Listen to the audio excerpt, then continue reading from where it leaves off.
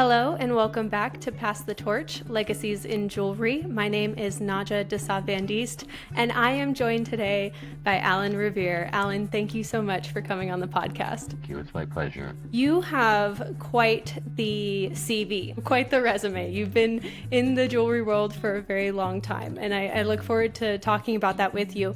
But before we delve into that, I just wanted to ask you what legacy means to you at this point in your career. Well, it's an interesting question. I was thinking about this and talking to my wife about it. I'm baffled by that term, and I think it's the kind of thing, asking somebody, are you pretty? Well, it's really up to others to determine whether you're pretty and what my legacy will be. So I know I've planted a lot of seeds, and a lot of them are coming to fruition. But as far as a legacy, that's for others to determine. Do you remember the very first piece that you were ever really proud of, that you thought, okay, maybe I can do this as a profession. Maybe I'm a goldsmith. Yeah, I do. I have that piece here. It was the first piece that I made. I was in art school and graduate school in Mexico at the Instituto Allende, and I took a jewelry class, and the first day I made a piece of jewelry. It's kind of a bookmark, and I was so proud of it. Sparks shooting out of my head.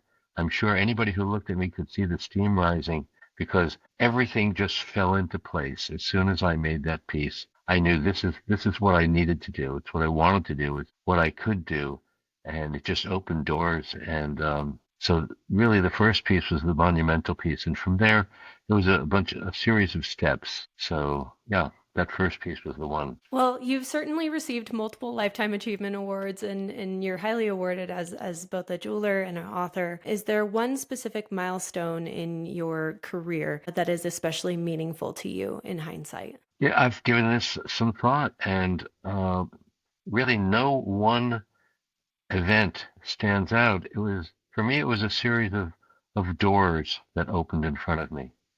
And as soon as I saw the next door, I just walked right through it, from being in art school in Mexico and making a whole bunch of pieces. In the 2 years that I was there, I made and documented 165 pieces of jewelry, all of which sold right away. And then the next thing I know, I was in Germany and approaching jewelry from a very technical, traditional, precise point of view.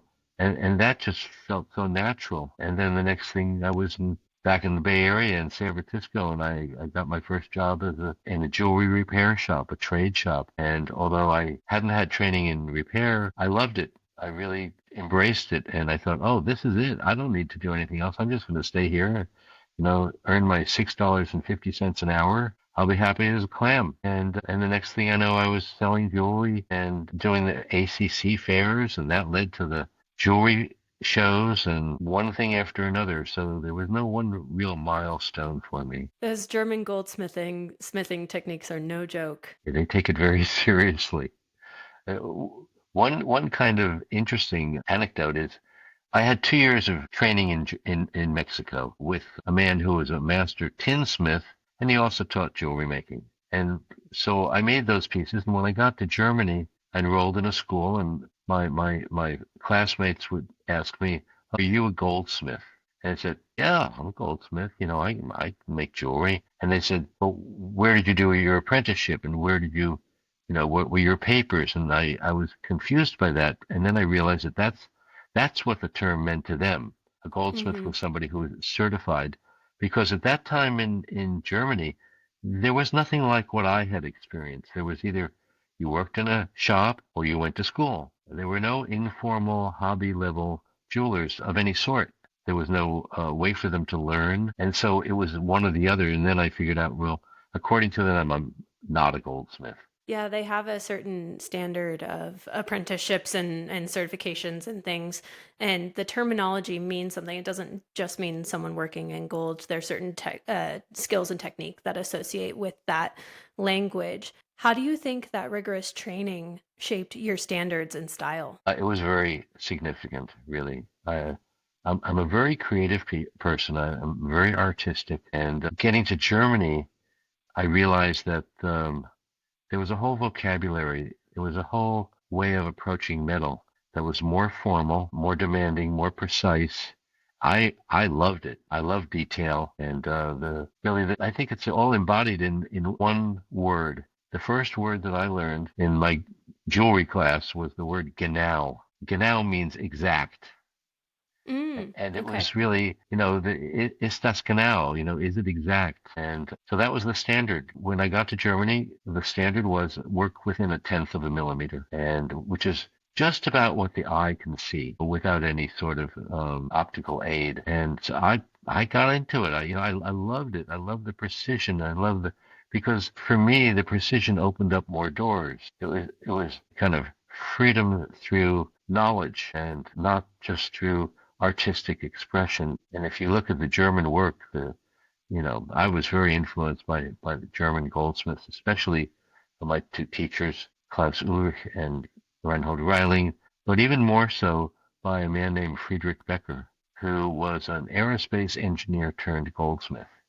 Mm, And he made some phenomenal pieces that had movement in them I mean, even today they stand out for their precision and their combination of precision and artistry and innovation. So the skills that I learned in Germany were monumental, and I'm still using them. I build on them. I teach based on them. It was an unbelievable, life-changing experience, as with other doors that I walked through. yeah. It's so interesting that you say that about your mentor because I've been on record saying that the best jewelers in the world are engineers in their own right. Yeah, yeah, yeah. If they're creative, a lot of engineers are kind of stuck in the vocabulary and the precision, but to have both sides of it, the creativity and the precision, just you can do anything. Yeah. Well, and I was thinking to myself as you were talking about that margin that you're working in, I was like, I've worked within that margin before, but I have a microscope. I've never tried to work within that margin before using the naked eye and or even optivisors. I think that that would be very difficult. Yeah, I didn't use an optimizer until I was well into my 30s. Everything was just by eye. I had a loop to check things. But these days, people are using microscopes, which is a whole different experience because it brings them in so close. So it's a Yeah. good tool. I just don't have one. I have to say, I do think it's saved my back. Yeah, yeah, yeah. Well, let's talk about that for a second. Posture is really important. Coming back to the question of how the German experience shaped me. When I got to class, uh, I was passed through the first year of the program based on what I had achieved in developing my skills in Mexico.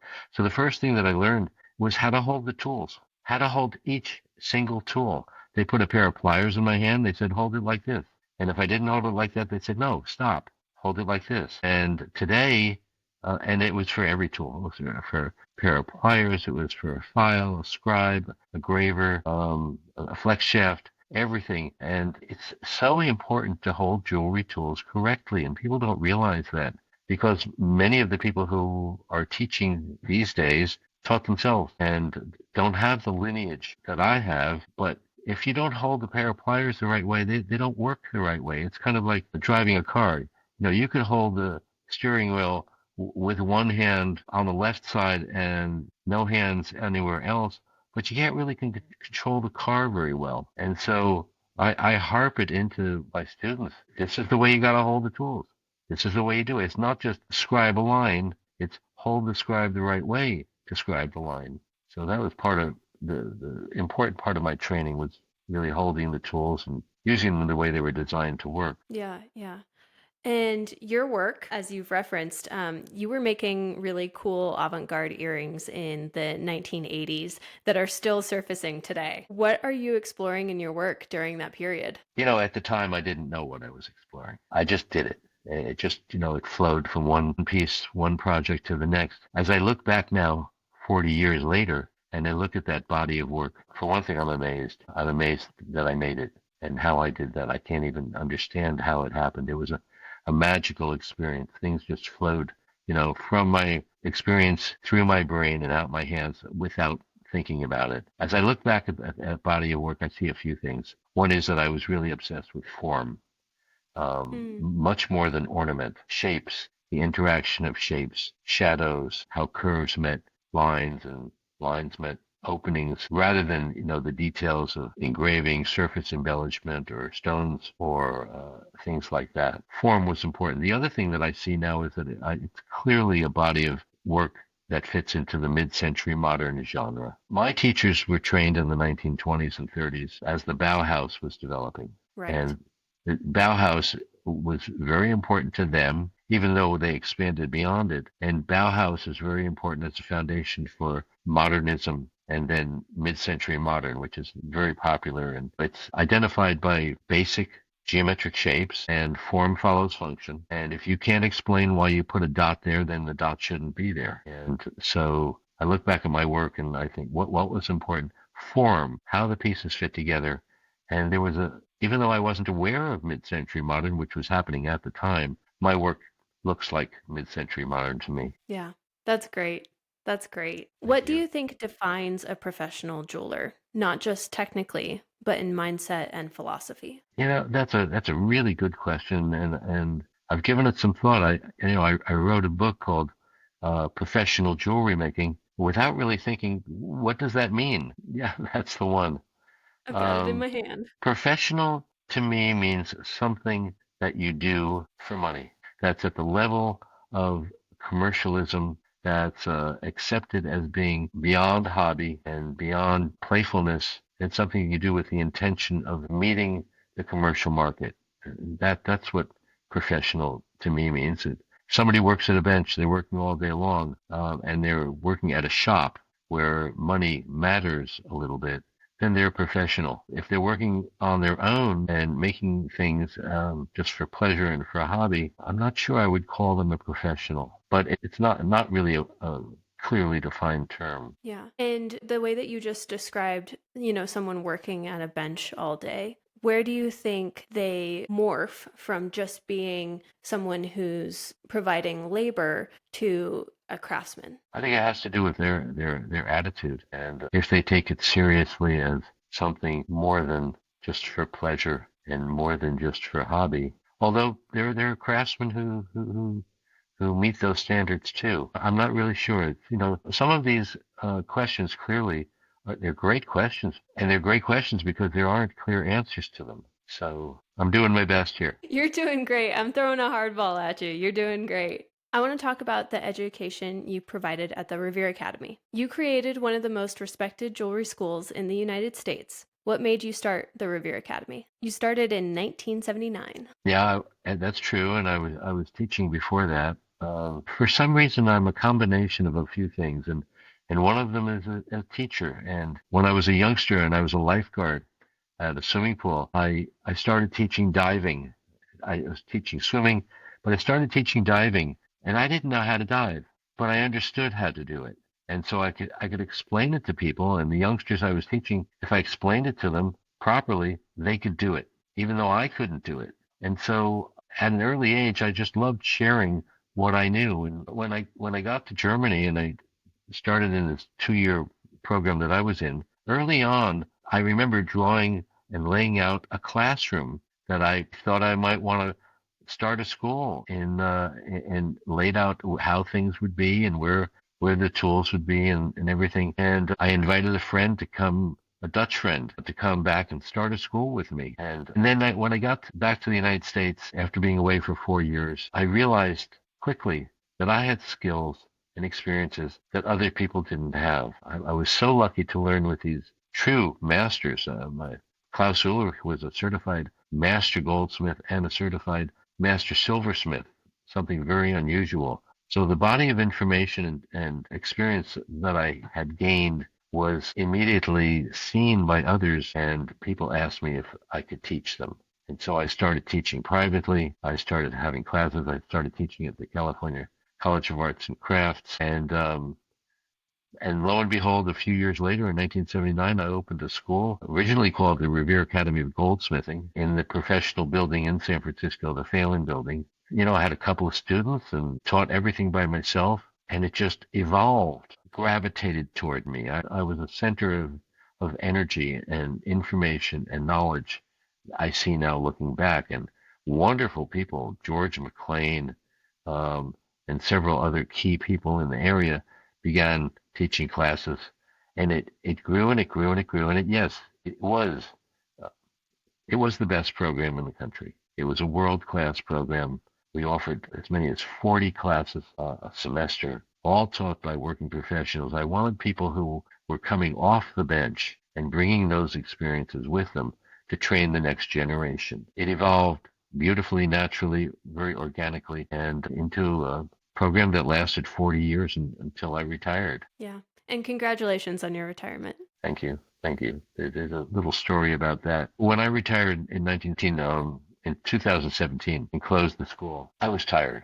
I was burnt out. I was running a school with hundreds of students every term and dozens of employees, which is very challenging to do. I'm not really trained in economics or finance or running a business. I did it by the seat of my pants and with the help of wonderful people who gravitated toward me and helped me do it all.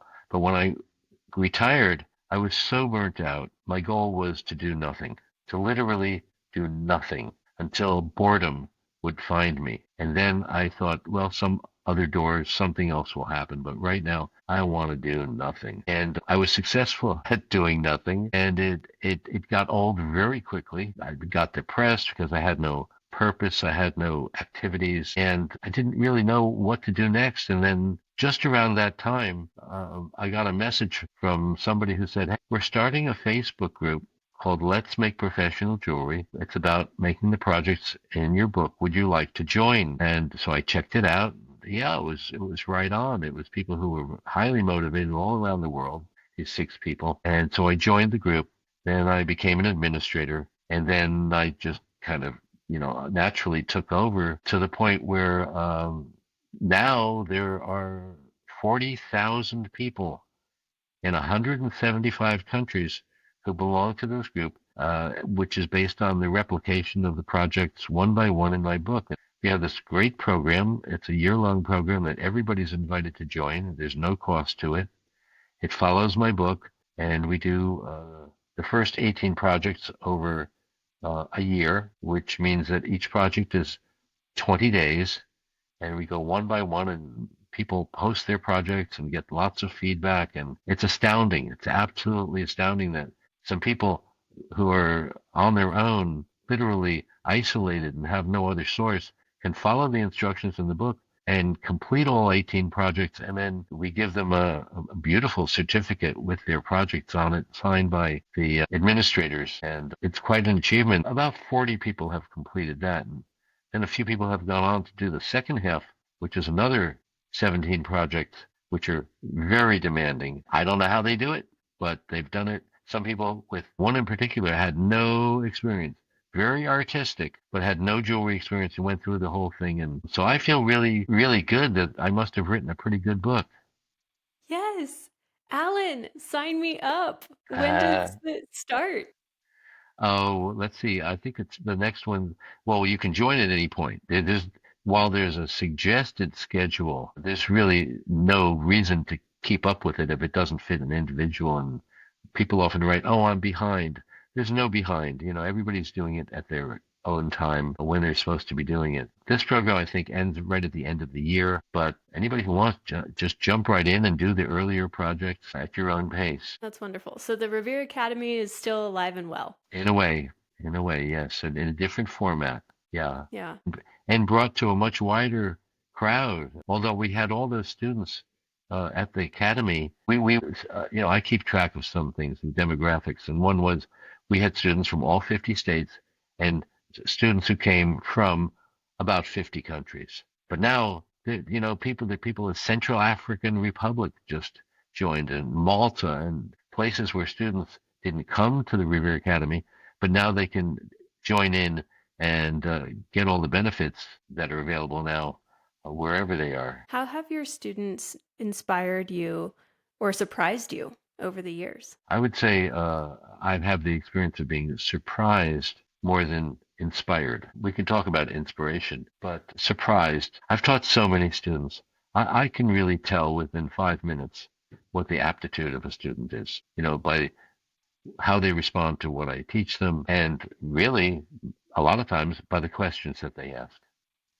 And so I've had students who at first seemed very clumsy and awkward and didn't really get it and seemed to be on a different page. And then when they were allowed to percolate and develop on their own, some of them really just took off in directions I had never imagined were possible. And that was inspiring as far as teaching and sharing more. It didn't really inspire my own work, but teaching is a real wonderful experience. If you love something and you can share it with somebody else, it's like, if you love your religion and you want people to convert. And so to have people understand and grasp the fundamentals of working with precious metals and then take it on their own. And a lot of them have become very successful, are professionals and work in shops. They work on their own. Some of them are very successful designers. A lot of them are teachers. I get feedback all the time from past students, some who I barely remember, saying things like, attending the Revere Academy was the best thing that they ever did in their life, and it was transformational. They still use the skills that I taught them, and they still think about what I taught them. There was a group that started on Facebook. It was called Alan Revere is the Voice in My Head, and which was kind of strange for me to hear. But what I understood was that they were sitting at the bench, and if they had a problem, they could remember my approach and what I said, and it helped them through it. That is fantastic. I Yeah, love that answer. That is so yeah, good. yeah. That's pretty much the whole premise of this podcast is pass the torch. It's in hopes of transcribing a lot of what your generation knows and holds dear, and also just mindset, and transfer it to people my age who want to pursue and continue this legacy. When I started in this field, it was quite different. In the late 60s, early 70s, it was a very different. There were very few women in the field. It was really dominated by men. Women who wanted to enter were discouraged. I remember, learning engraving, and the class was all guys, and one girl was in the class, and the teacher said, "You don't have the strength to push a graver because it really requires a lot of strength." And just really thinking, oh, that's not my attitude. When I started the school in '79, the first group of students were all men. They were mostly young men looking for employment, which seems kind of even unthinkable right now. But that's what it was. They were looking for jobs. They wanted professional skills, as they might have had as an electrician or as a mechanic. It really changed over the years and evolved. And I pushed it hard. When I joined the Jewelers Union in San Francisco, which I had to do when I got a job in that trade shop, and I went to the union, which was a really interesting experience. There was only one woman out of about 20 or 30 men who were in the union. I'm still friends with her, close with her. She lives nearby. She's a master goldsmith.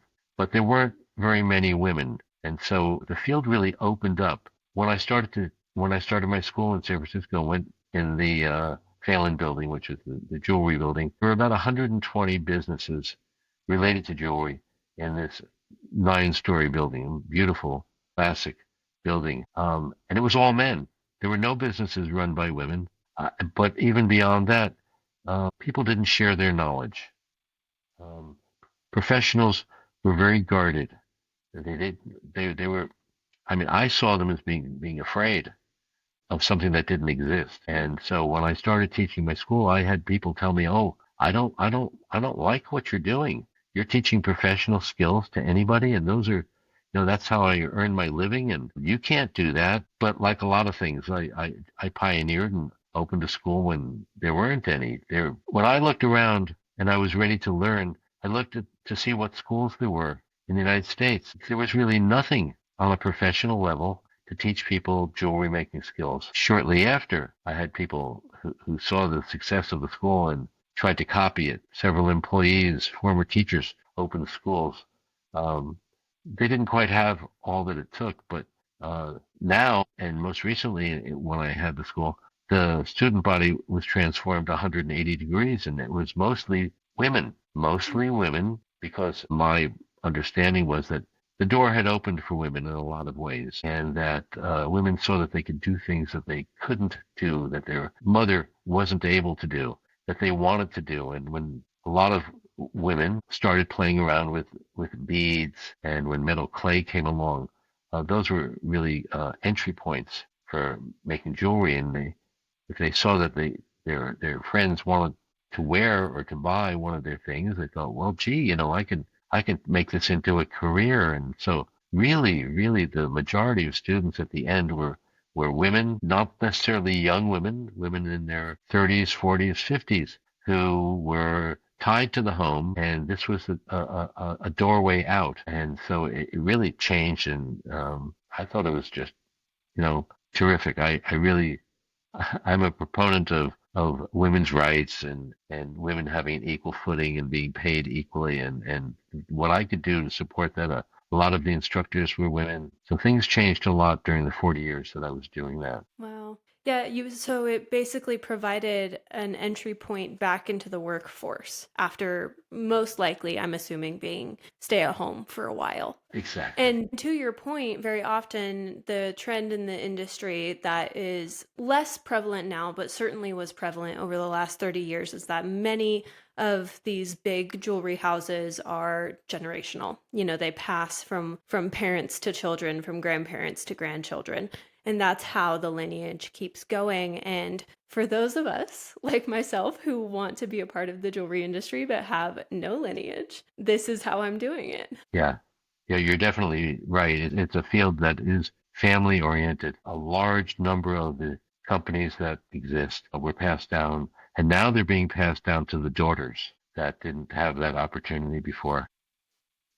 Next question. You have traveled quite a bit in your life. I know that you mentioned Mexico and Germany, but I have it on record here that you've been to over 40 countries. How do you think your influence or even your mindset has been informed by a lot of these various cultures you've experienced? Yeah, I really liked traveling. I've been to 44 countries.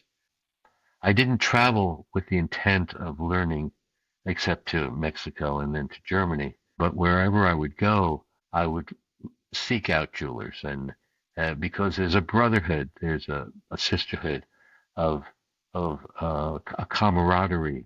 Becoming a goldsmith for me was more than just learning how to bang metal. It's a lifestyle.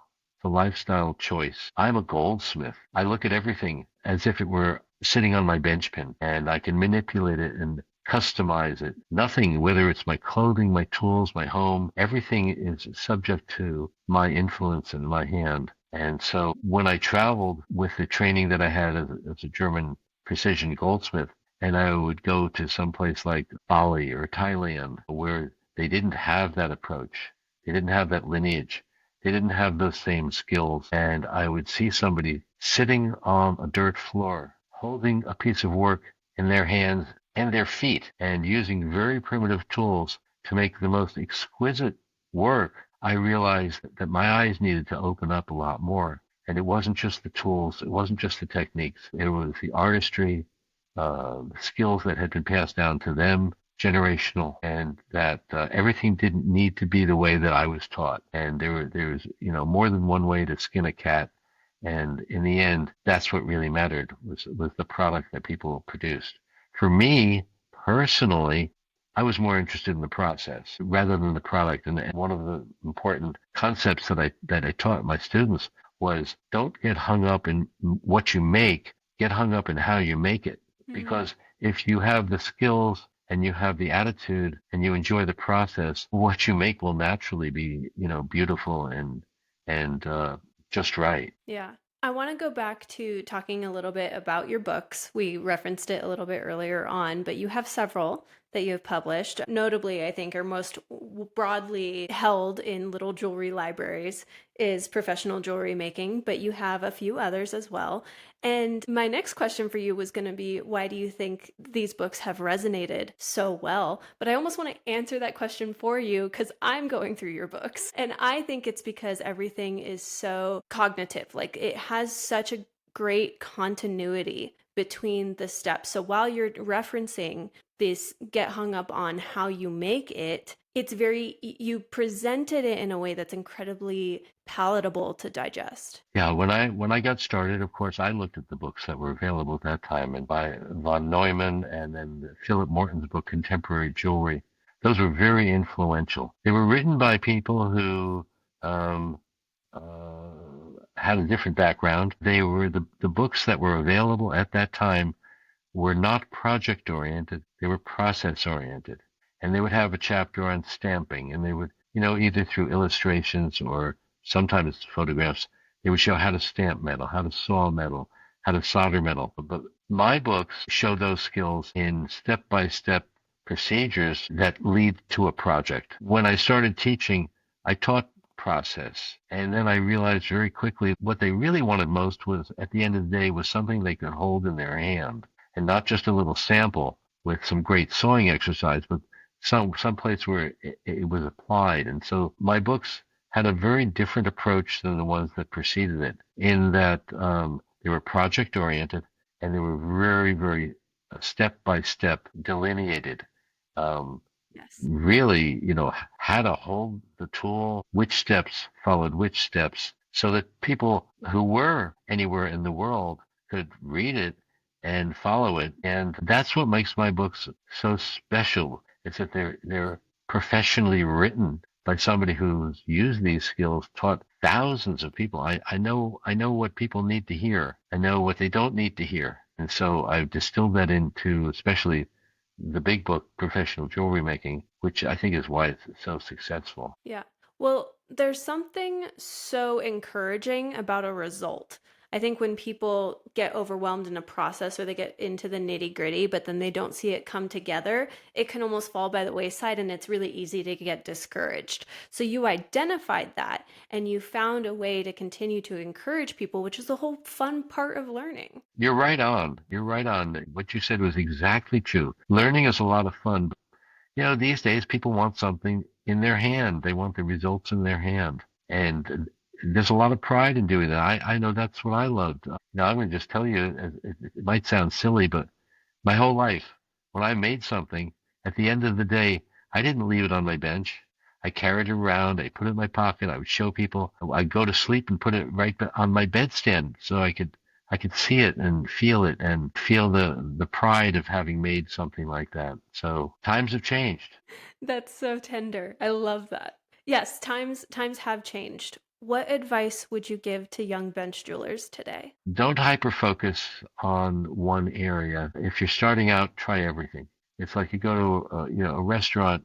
You want to try everything on the menu to figure out what suits you, what's the best. And without really trying everything on the menu, you will never know what is your favorite flavor. So for beginners, I would say no. I hear people, especially beginning beginners, say things like, "Oh, I don't like sawing." Or I'm not very good at setting stones. Well, those are just little hurdles and obstacles that are waiting to be leaped over. And if you have the attitude well, you don't like something, it's not about liking it. It's like saying I don't like the letter K. I'm not going to use it, but you got to. You can't speak the language unless you know the vocabulary. And so for people who are starting out, I say try to learn all the different aspects of jewelry making. And just a comment about jewelry making. I have a master's degree in sculpture and crafts. I've done many things. I've worked in stone, worked in wood. I've made clothing, leather. I've made shoes. I've done weaving, batik, clay, glass. And one of the things that I really love most about metalwork and goldsmithing and jewelry making is that there's a wide variety of processes. And there's definitely more tools than probably all of those other crafts combined.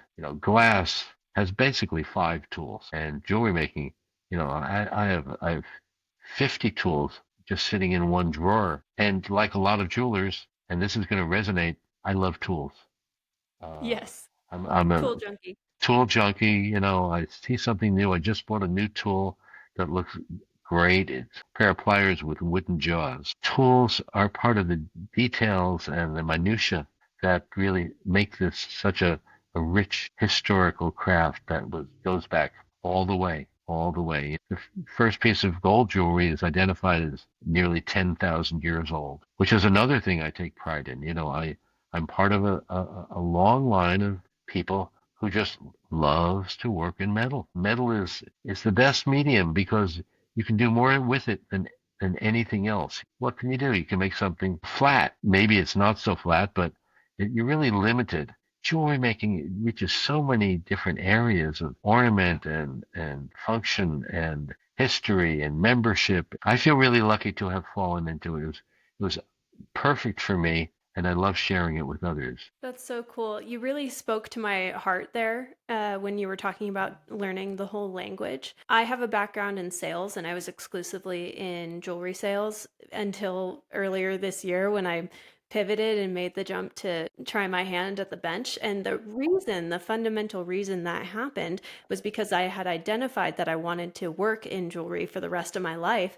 And I thought, how silly of me to commit to this whole industry but have no skills to actually apply what I'm talking about or referencing. Yeah.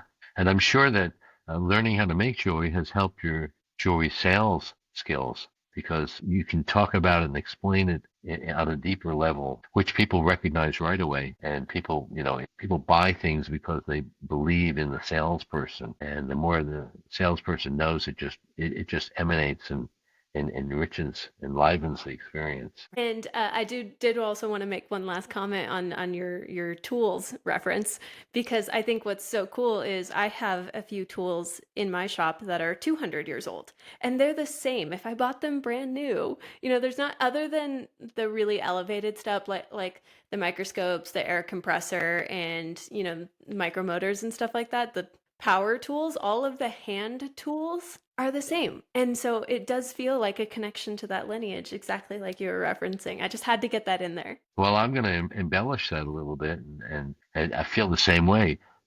When I lived in Germany, the town was filled with jewelers. There were hundreds and hundreds of jewelry shops. There were 10 refineries in this little town, and so I would place advertisements in the newspaper looking for old tools, used tools, and I wound up going to people's homes where men had retired and their families had their tools and buying these tools that I use today. And some of them definitely are, 100 years old. And the other thing is, when you do a little digging and at some point you discover Diderot's Encyclopedia of the Trades that was written in the 1750s.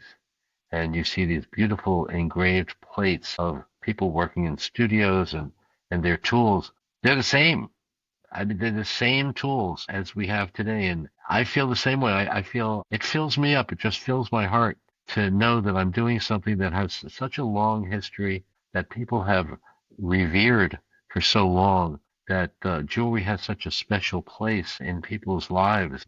People buy all kinds of stuff and they throw it away. Nobody throws away jewelry. It's passed down. It has, uh, you know, the intrinsic value. It has the sentimental value.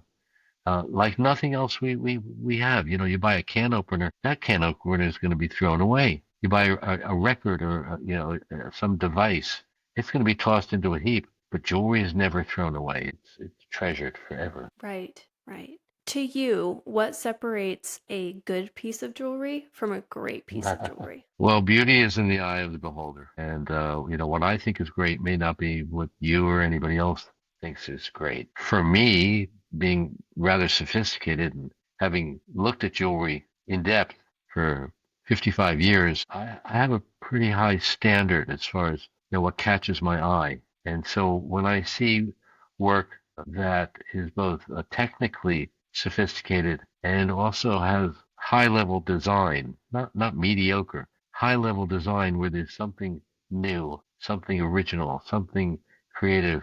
And I immediately who comes to mind is Michael Boyd. Hmm. Michael Boyd is so sophisticated in his skills, but what he does is never boring because he always brings in something that surprises you. And that's what I think, great art surprises the viewer and leads the viewer's eye. And I look at Michael's work and I could look at it forever because it's complicated, it's sophisticated, and it's, you know, beautifully designed. And, why is design important and what is design? Most things that you see, most jewelry that you see looks like other jewelry. People copy and replicate what they've seen and they liked, and the jewelry looks like that, and there's nothing wrong with that. There's a market for that. But when you see somebody who's creative, another is Michael Good or Adam Neely or Zoltan David, or there's a long list of people, George Sawyer, Pascal Lacroix. These are people who are highly skilled, but are also highly artistic. And that's, I think, what produces an excellent, outstanding piece of jewelry. Right, absolutely. Oh, I can't wait to tell Michael you mentioned him. I'm I, very lucky to have a great and very fantastically collaborative relationship with Michael Boyd. So I will let him know that you said that. He'll be flattered. he's a very, very special man. He came and taught a few times at the Revere Academy. Um, and what he did, which was new, he taught a class called, I think it was called Metal and Stone. Now, there are stone setters. There are people who use stones. And there are metalsmiths. But Michael uses stones as an artist would, as just an element to be adapted, carved, customized. And so if you look at a stone, you don't see cabochons and you don't see, normal cut stones. They're all cut to fit. And that's what makes his jewelry so special. Yes. I'm going to go ahead and plug that I did do an interview with him, and you can go if you scroll back a little bit on Pass the Torch page. His interview was one of my very first ones, actually. So now that we're bouncing around names, can I ask you who you would like to nominate for me to interview next on the podcast? Who do you think should come on after yours goes live? Well, thinking about that, there are people who do something but can't really speak about it.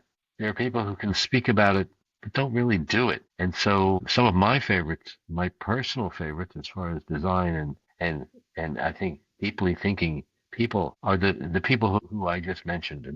Adam Neely. Adam Neely is brilliant, and he's also very thoughtful and articulate. He does things that other people have never done. Zoltan David from Texas also is extremely creative. Michael Good, if you haven't interviewed him, he's captivating and articulate, a very deep thinker. I would also nominate Michael David Sterling, who is one of the most successful and effective teachers on the scene right now. Those would be the first ones.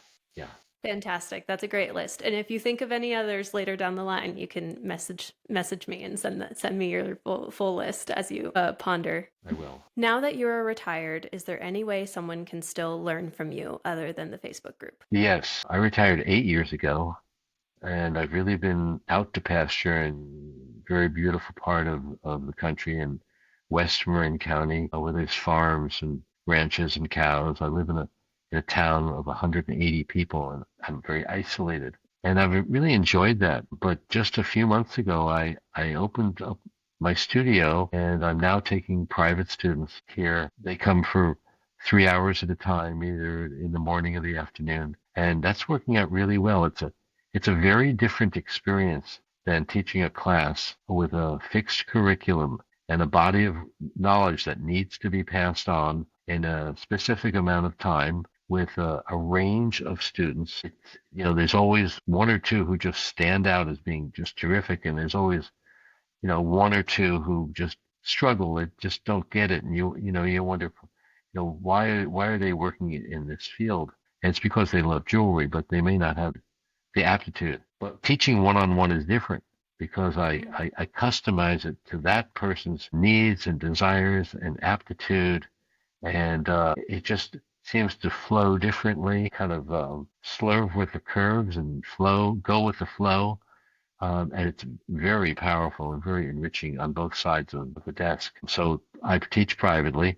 And then just recently, I held a class in my sunroom on jewelry design, which was probably my favorite thing to teach. It has nothing to do with goldsmithing. It's about the theory and the practice of actually designing something, not necessarily making it. One of the things I learned in Germany was I would start many designs, draw them, and even make models of pieces that I never made. And when I was manufacturing jewelry, I kind of had the understanding that I needed to design 10 pieces in order to have one good one. As good as those other 9 may have been, it was the 10th one that was really the star. So design is something that most makers don't understand. They either come at it with an attitude, oh, well, you either know it or you don't know it, which is largely true. Somebody like Michael Boyd, well, he's got it. It's in his veins. It's in his blood. He knows what he's doing. But you don't have to be that way. You can learn it. Design is a skill just like learning to saw or file. There's a structure to it.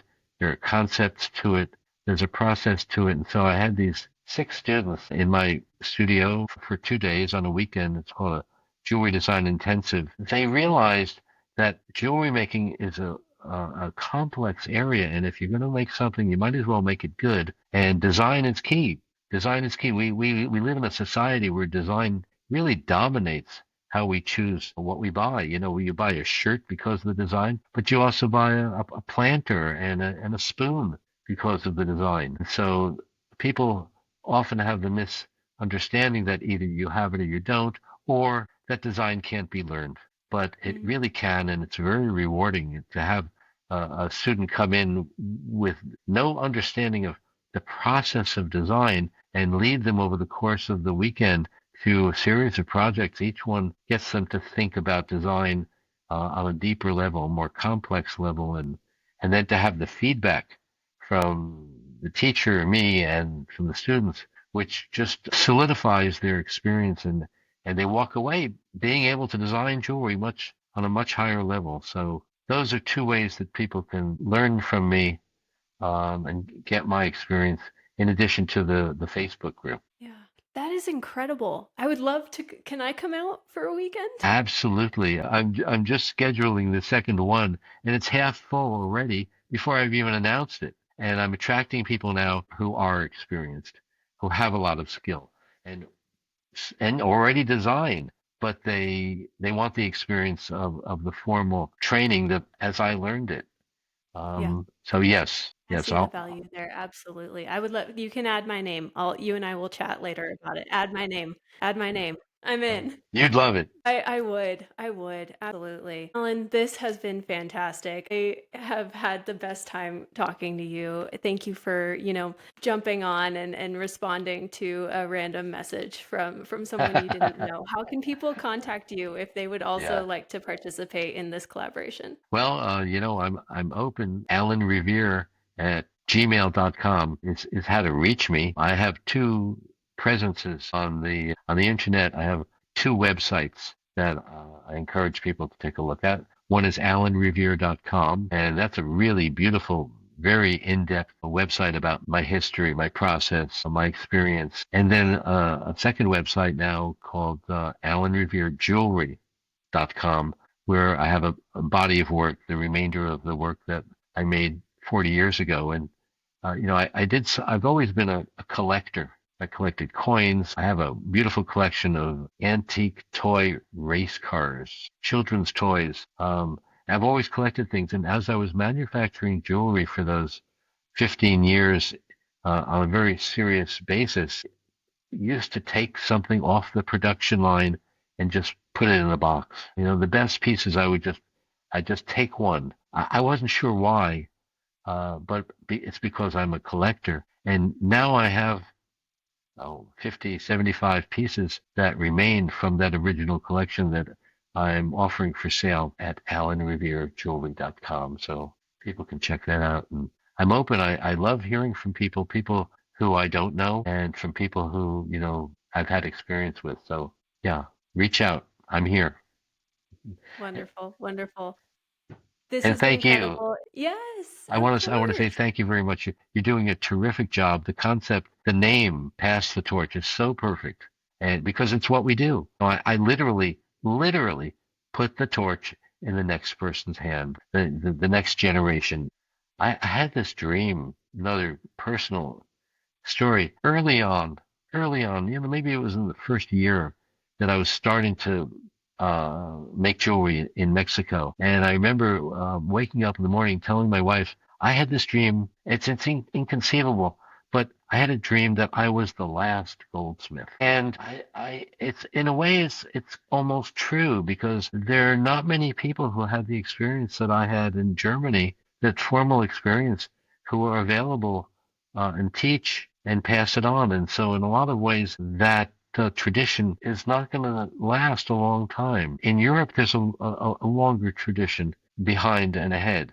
But here, the people who teach, most of the people who teach jewelry classes or have YouTube videos, internet presence, their motivation is terrific. They're wonderful people. They're trying their best, but they don't have the depth of knowledge and understanding. And so they're passing on skills that they figured out, that they made up, or that they adapted because nobody told them how to hold the tools the right way. And so I really feel lucky that, that I am the last goldsmith in some ways. And I'm very attached to what I learn. I take great pride in it. I want the next generation to have those skills. And so I've spent my life training literally thousands of people who are using those skills now. And I want to thank you very much again for inviting me and for the work that you do. I encourage you to keep learning, and I hope to speak with you again. We will, absolutely. And I would also like to charge people my age, it's so easy to just, you took the initiative to go ahead and start passing down what you knew. But I also think that in a lot of ways, like no one wants to feel like they're overstepping sometimes with sharing. I think it's on also my generation to ask the questions, be interested, initiate, go out and find the people who are like yourselves and ask, because if you're kind of on a silo and you're this fantastic craftsman, but you almost like you don't want to necessarily like impose. So I don't know. I think that too many people assume that things are going to come to them and do very little to actually go out and get it. Yeah, and the information's out there and the people are out there. I agree 100%. Just take that step, reach out, go beyond your comfort zone and your box, and there's a lot more out there. Yeah. Alan, welcome to the alumni group of Pass the Torch, Legacies in Jewelry. I appreciate you. This was so fun, and I look forward to the next time that we get to speak. Thank you. Thank you very much. Take care. Take care. Have a great rest of your day. Thank you. You too. Thank you so much for listening to this episode of Pass the Torch, Legacies in Jewelry with Alan Revere. If you have not discovered my podcast yet, if you are new here, I just want to take a moment and welcome you. Please feel free to go and scroll around and take a look at some of the other interviews that I have put out. I'm quite proud of the body of work that is in existence right now, and I'm going to keep going. So like, subscribe, leave a comment. Again, my name is Naja Dessa Van Diest. It has been a joy to have you here. I will see you next week.